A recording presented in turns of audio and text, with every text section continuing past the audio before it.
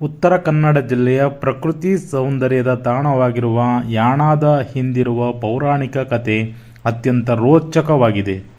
ಯಾಣದಲ್ಲಿರುವ ಬೃಹತ್ ಶಿಲೆಗಳಾದ ಬಸವೇಶ್ವರ ಶಿಖರ ಮತ್ತು ಮೋಹಿನಿ ಶಿಖರಗಳ ಉಗಮಕ್ಕೆ ಭಸ್ಮಾಸುರನ ಕಥೆಯೇ ಕಾರಣ ಎಂದು ಪುರಾಣಗಳು ಹೇಳುತ್ತವೆ.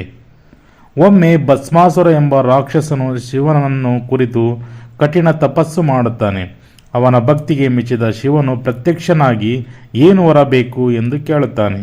ಆಗ ಭಸ್ಮಾಸುರನು ನಾನು ಯಾರ ತಲೆಯ ಮೇಲೆ ಕೈ ಇಡುತ್ತೇನೆಯೋ ಅವರು ತಕ್ಷಣ ಸುಟ್ಟು ಭಸ್ಮವಾಗಬೇಕು ಎಂದು ವರ ಕೇಳುತ್ತಾನೆ. ಬೋಳೆ ಶಂಕರನು ಹಿಂದೆ ಮುಂದೆ ಯೋಚಿಸದೆ ಆ ವರವನ್ನು ಕರುಣಿಸುತ್ತಾನೆ. ವರ ಸಿಕ್ಕಿದ ತಕ್ಷಣ ಭಸ್ಮಾಸುರನು ಬುದ್ಧಿ ಕೇಳುತ್ತದೆ. ತನಗೆ ಸಿಕ್ಕ ವರ ನಿಜವಾಗಿಯೂ ಕೆಲಸ ಮಾಡುತ್ತದೆಯೋ ಇಲ್ಲವೇ ಎಂದು ಪರೀಕ್ಷಿಸಲು ಶಿವನ ತಲೆಯ ಮೇಲೆಯೇ ಕೈ ಇಡಲು ಮುಂದಾಗುತ್ತಾನೆ.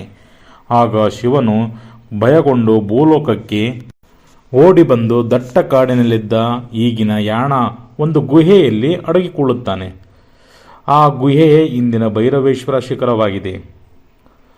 ಶಿವನ ಕಷ್ಟವನ್ನು ಅರಿತ ಮಹಾವಿಷ್ಣುವು ಸುಂದರವಾದ ಸ್ತ್ರೀರೂಪವನ್ನು ತಾಳಿ ಮೋಹಿನಿಯಾಗಿ ಭೂಮಿಗೆ ಇಳಿದು ಬರುತ್ತಾನೆ.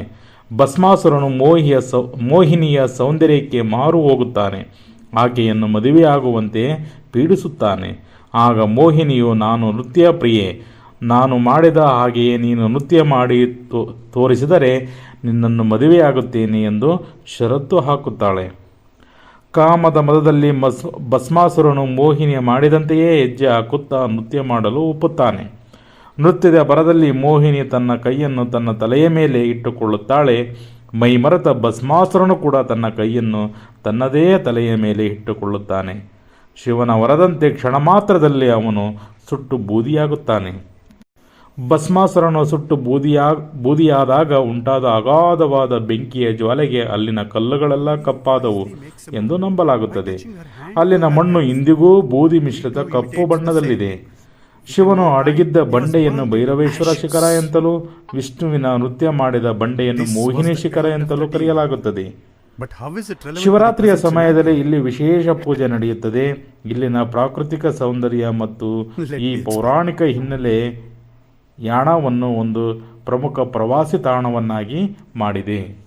ಧನ್ಯವಾದಗಳು.